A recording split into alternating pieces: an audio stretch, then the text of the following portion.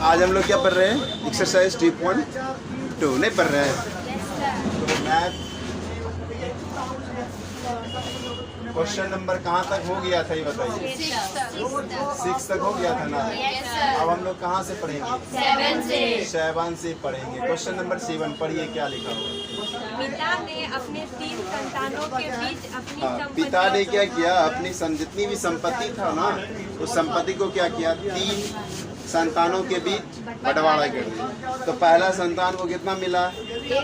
1:2:3। तो किस अनुपात में किया गया है? 1:2:3। तो आपको यहाँ अनुपात दिया है ना, तो क्या करेंगे? मानना पड़ेगा। माना कि, है ना, क्या लिखेंगे? माना कि अनुपातिक राशि, माना कि अनुपातिक क्या मानेंगे? x है। तो अनुपात क्या है भाई? अनुपात है कौन से? 1:2:3। तो पहले संतान को कितना मिला होगा बताइए? पहले संतान को 1 को x से गुना कर देंगे, कितना मिला होगा? दूसरे संतान को कितना मिला होगा? दूसरे संतान को कितना मिला होगा? 2x रुपया। और तीसरे को क्या मिला होगा? तीसरे को क्या मिला होगा? नहीं, 1, 2, 3। इसी हिसाब से सबको क्या मिला? पैसा मिला। आगे क्या कह रहा देखिए। आगे कहता है कि सबको बांट दिया है ना, और अपने लिए 1 लाख रुपया रख लिया। अपने लिए कितना रख लिया? 1 लाख। उसके पास कुल संपत्ति कितना है? कुल संपत्ति कितना है? 2.5 लाख नहीं है। 2.5 लाख का मतलब क्या हो गया? 2.5 लाख। कितना हो गया? 2,50,000 रुपया है। और अपने लिए कितना रखा? 1 लाख। अपने लिए कितना रखा? 1 लाख। 1 लाख रुपया रखा, नहीं रखा? तो शेष कितना बचा उसके पास?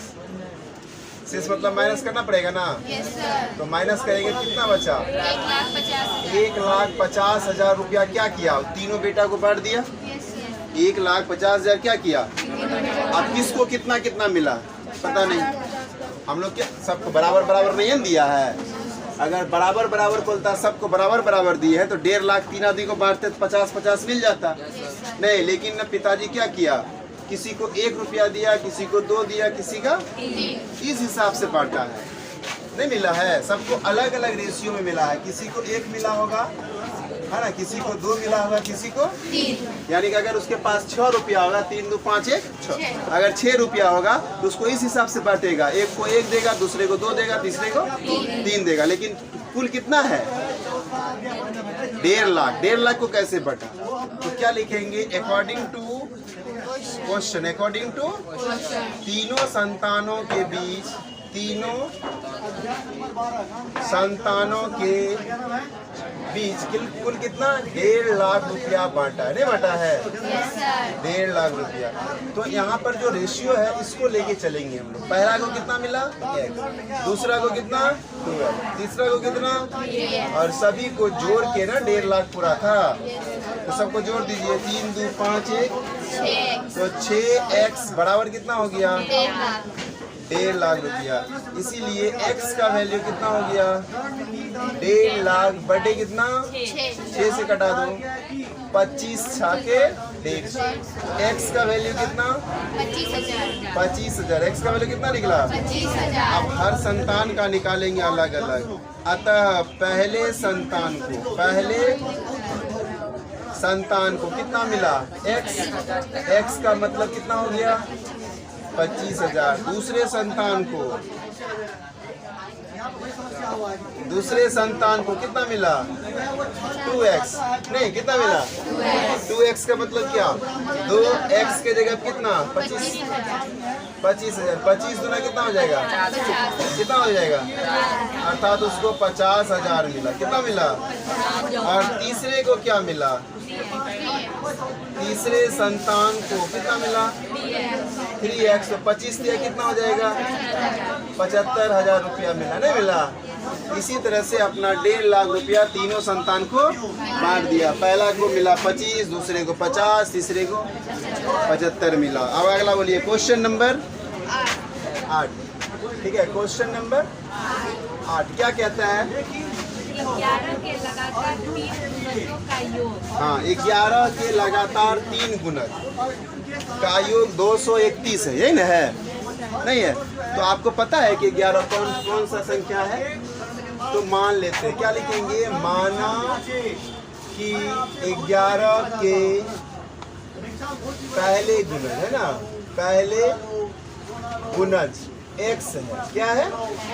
तो दूसरा क्या होगा? दूसरा नहीं, जिसका गुणज कहेगा उतना जोड़ देना है ना, जिसका 11 का 11 जोड़ देना।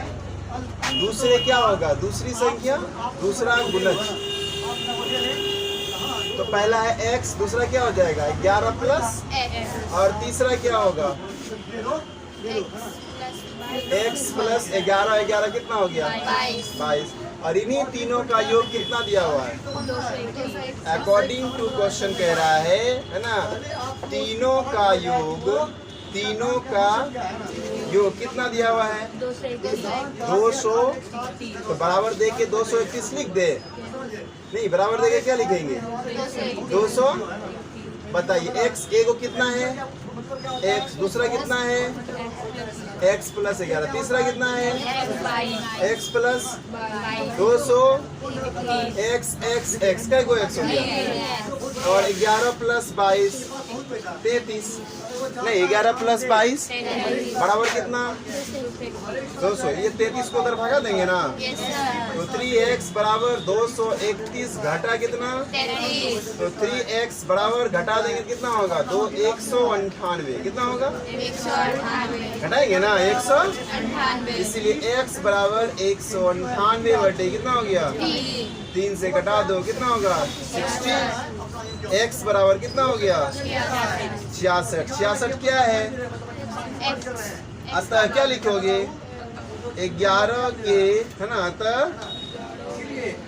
11 के पहले गुणज क्या होगा? x, और x का वैल्यू कितना है? 66। x का वैल्यू कितना आया? 66। 11 के दूसरे गुणज x प्लस 11 है, यानी 66 जोड़ 11 कितना होता है? 77। और 11 के तीसरे गुणज क्या होगा? x प्लस 22 नहीं होगा, तो 66 जोड़ कितना? तो 88 हो गया। यही क्या हो गया आपका?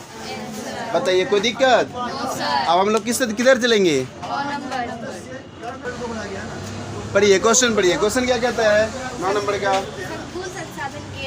संकुल संसाधन केंद्र मध्य विद्यालय फरना में एक आयोजित किया गया है ना, क्या किया गया? बाल मेला आयोजित किया, जिसमें विजेता छात्र को 2 कलम मिला और हारने वाला को 1 मिला। जीतने वाला को 2 और हारने वाला को 1 कलम मिला। और कुल मिला के 120 कलम बांट दिया। और टोटल बच्चा कितना था? 100। टोटल बच्चा कितना था? 100। अब हमको ये पता नहीं कि जीता कितना, हारा कितना। ठीक है, तो मान लेते हैं हम लोग क्या लिखेंगे? माना कि विजेता है ना, विजेता विद्यार्थी या छात्रों की संख्या, क्या मान ले? x। तो उप विजेता या हारने वाला है ना, हारने वाले छात्रों की संख्या। बताइए क्या होगा? जब टोटल 100 है ना, उसमें से अगर 20 को जीता तो हारा के गो? 80 को। अगर 30 को जीता तो हारा के गो? 70। कैसे निकाले? माइनस करके। इसमें भी माइनस करके लिखना है ना। यहाँ पर क्या लिखेंगे हम लोग? 100 माइनस x हो जाएगा। 100 माइनस, और विजेता को कितना दिया गया? 2 कलम है ना। विजेता को अकॉर्डिंग टू क्वेश्चन, विजेता को 2 कलम और हारने वाले को